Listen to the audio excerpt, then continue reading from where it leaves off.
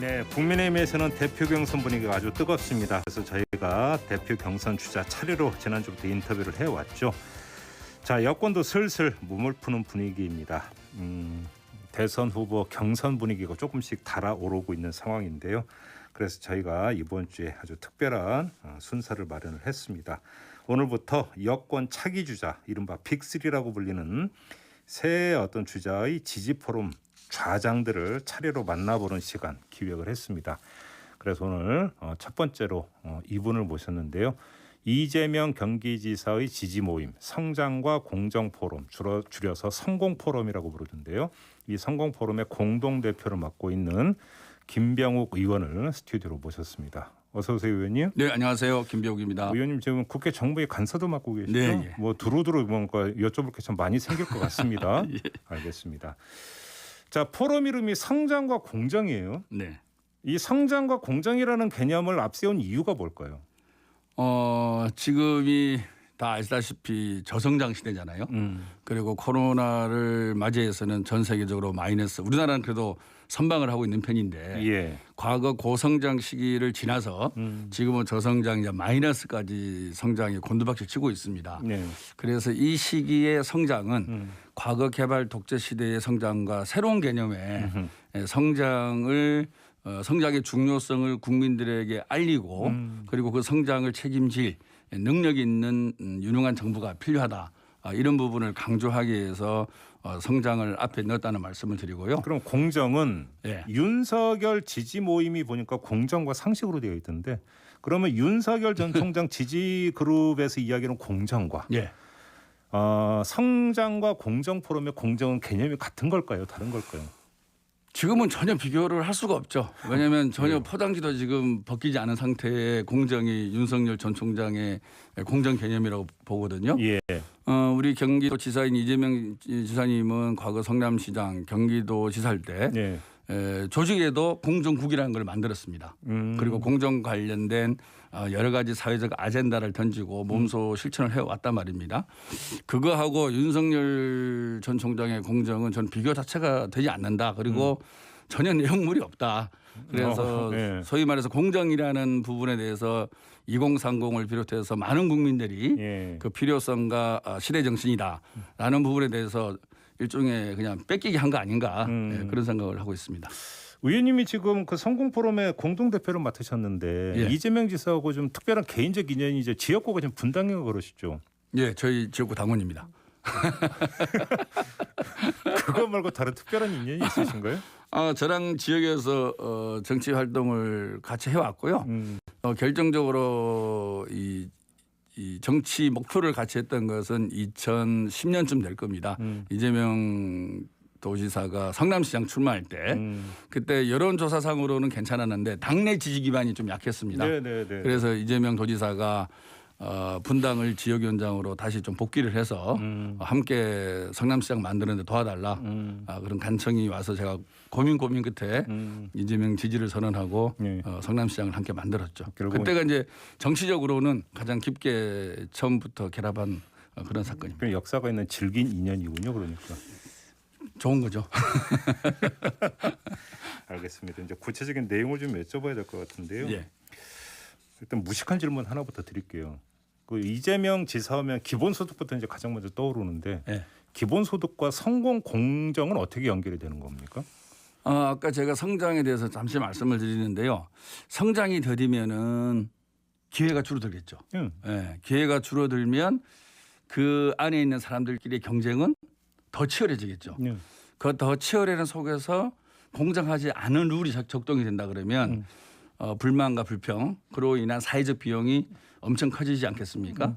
그래서 기회 확충을 위한 성장은 반드시 필요한 거고 예. 성장이 더 질 높게 포용적 성장이 되기 위해서는 예. 스탠다드, 기본이 잘 지켜져야 되는데 그 기본이 이제 공정하다는 것이고요. 저희가 얘기하는 기본소득, 기본대출, 기본금융 이런 말씀을 드리는데 여기서 말한 기본은 헌법상으로 얘기하면 경제적 기본권. 예, 우리 헌법에도 보면 모든 국민의 인간다운 삶을 살 권리가 있고 국가는 국민의 경제적 삶을 향상시킬 책임이 있고 예. 그렇지 않은 국민에 대해서는 특별하게 복지 정책을 펼쳐야 한다. 이런 국가의 책무가 헌법에 나와 있거든요. 그런 책무를 과연 국가가 제대로 이행을 하고 있느냐. 특히나 지금 팬데믹 상태를 맞이한 이 즈음에 양극화와 불평등이 더 심화되는 이 즈음에 과연 국가가 그런 헌법 정신에 충실한가. 이것이 이제 기본소득의 어떻게 보면 반로라고 할 수 있겠죠. 그런 상황 속에서 국가가 국민의 경제적 기본권을 책임지는 예. 모습이 필요하고 그것이 구체적인 정책으로 만들어져야 된다. 그러면 예를 들어서 오세훈 시장은 안심소득을 내걸고 있고 유승민 그 전 의원 같은 경우는 공정소득 개념을 들고 나왔던데 예. 어떻게 평가하세요? 저는 그것도 이재명 지사의 기본소득의 영향을 상당히 받았다 생각을 합니다. 아 오히려? 예, 당연하죠. 그동안에는 야권에서 단순하게 복지 정책만 발표를 했었지 예. 국민 전체의 삶을 두고 어떻게 국민 전체 삶을 업그레이드 시킬 것인가라는 포괄적 프로그램은 나오지 않았거든요. 예. 그런데 이제 기본소득을 대해서 국민들이 상당 부분 호응하고 그리고 이런 다양한 이슈들이 전개되는 마당에 아마 오세훈 시장이나 유승민 전 대표도 이에 편성하지 않으면은 자기들의 어떤 복지 정책도 상당히 궁색해질 수밖에 없다라는 판단을 쓴 것 같아요. 그래서 편승이라고 보십니까 그러면? 저는 기본소득의 위기를 느꼈다. 기본소득 주장에 대해서 위기를 느꼈기 때문에 예. 그에 맞춤 그런 복지 정책을 발표하지 않았나 이렇게 생각하고 있습니다. 근데 유승민 전 의원은 이재명 지사를 향해서 기본소득 갖고 토론하자고 그렇게 줄기차게 주장하는데 왜 응하지를 않으세요? 지금은 응할 타임이 아니죠. 왜요? 일단 본선도 올라가셔야 되고요. 아직은 저희가 여러 가지 거쳐야 할 과정이 많이 있지 않습니까? 필요할 때는 당연히 토론을 해야 되겠죠. 예. 근데 그건 본선 가서 한다? 뭐 시기는 많다고 봅니다. 알겠습니다. 근데 장외 토론은 내지 설전은 계속되고 있는 게 이재명 지사가 노벨상 수상자도 기본소득을 주장한다고 하니까 윤희숙 국민의힘 의원이 바로 책은 읽어보셨냐? 라고 비판을 하지 않았습니까? 정말로 윤희숙 의원님께서 그 책을 읽어봤는지 제가 반문을 하고 싶은데요. 예.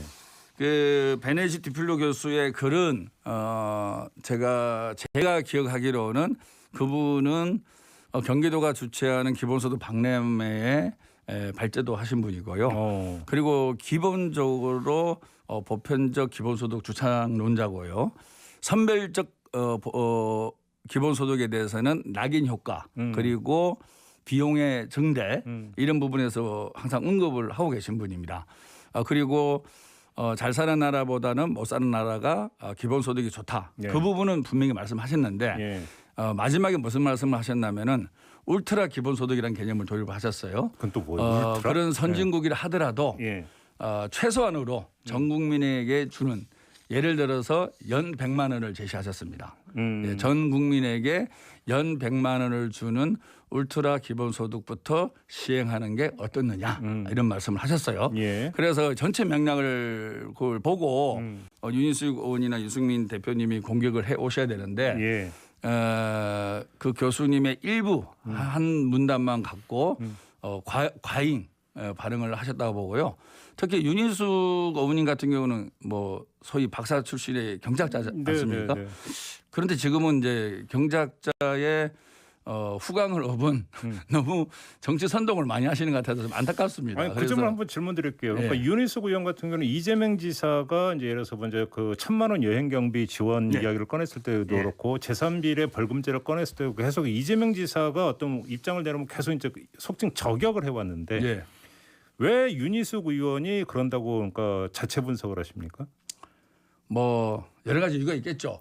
그런데 이제 이재명이라는 야권의 1위 주자와 함께 설전을 벌임으로 인해서 뭐 본인의 위상을 높이는 데 가장 큰 목적이 있지 않겠냐. 체급 올리기라고 보십니까?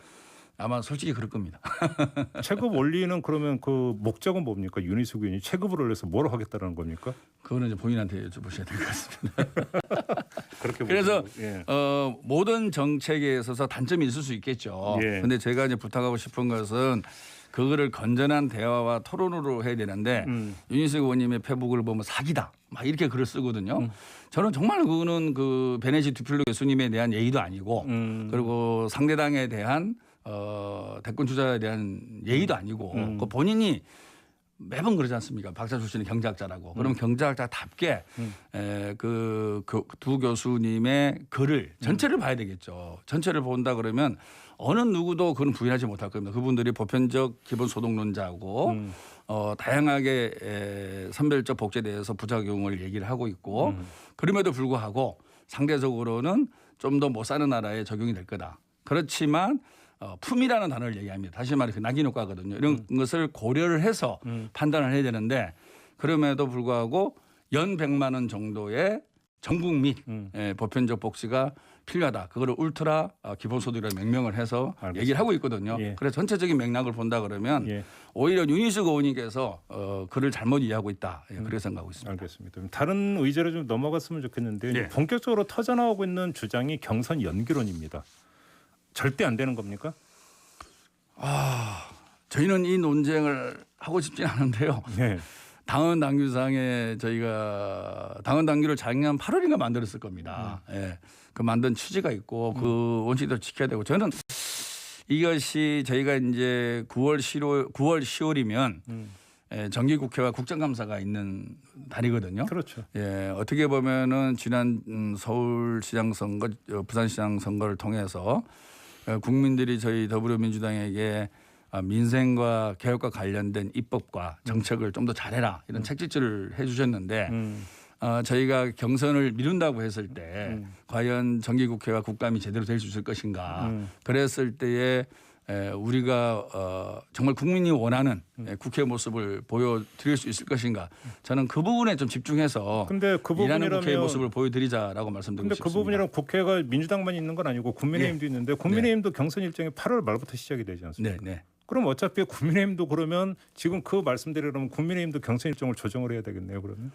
저희는 책임지는 정부 여당이지 않습니까? 네. 예, 저희가 훨씬 더 책임이 크고요. 예. 또 국민들한테 더 많은 성과를 보여드려야 될 역사적 의무가 있는 것이죠. 그리고 지난 지방선거 결과도 그렇고 그래서 저희는 원칙적으로 경선대로 원칙대로 경선을 치러야 되고 정책과 법과 예산으로 국민들에게 보여드려야 된다. 네, 그런 말씀을 혹시 드리고 싶습니다. 당 지도부에서 예. 혹시 경선 연기 여지가 있느냐라는 비공식적으로도 그 의사타진이나 이런 걸 해온 적이 있습니까? 전혀 없습니다. 전혀 없습니까? 예. 그럼 당 지도부 차원에서는 경선 연기에 대해서 일체적인 검토를 안 하고 있는 걸로 파악하십니까? 아직까지는 그런 걸로 알고 있습니다. 그래요? 예.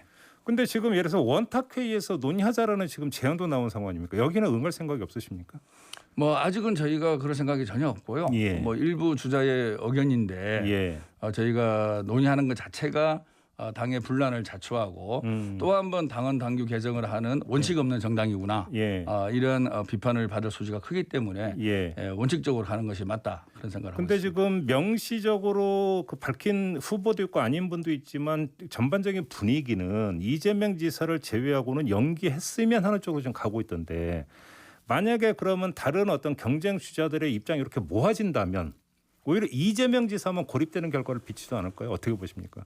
글쎄 이제 중요한 것은 우리가 이것이 어느 주자에게 유리하냐 불리하냐가 중요한 것이 아니고 예. 우리가 정한 원칙을 지키는 모습을 국민들에게 보여줘야 되고 우리가 국회라는 공간을 통해서 어떤 일을 해야 되고 그것을 통해서 국민들에게 어떤 희망을 심어주느냐 이게 중요한 거지 않습니까?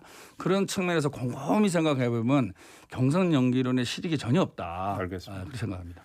일각에서는 이런 분석을 내놓던데 이해찬 전 대표가 이재명 지사를 지원하고 있다라는 분석을 내놓던데 맞습니까?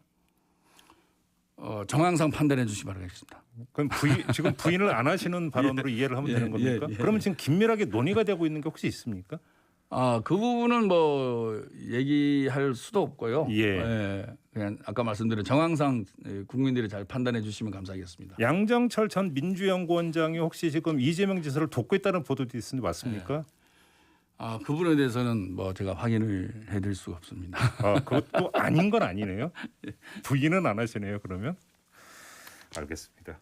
왜냐하면 제가 이 질문을 왜 드렸냐면 그 상공포럼이 발족을 했을 때 그 뭐 보수언론 이런 쪽에서는 지금 멤버 보니까 친문 의원들이 없다 이런 식으로 분석 내놓은 거 보셨죠 보도? 어떤 말씀? 아닙니다. 저희가 우리 공동 대표를 맡고 있는 민영배 의원도 친문이고요. 다른 의원들도 다 청와대에서 근무했던 분들도 계시고, 예.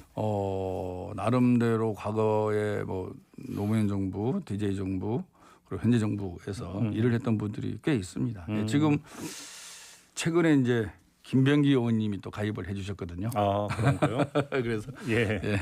잘 되고 있습니다. 잘 되고 있습니다. 예.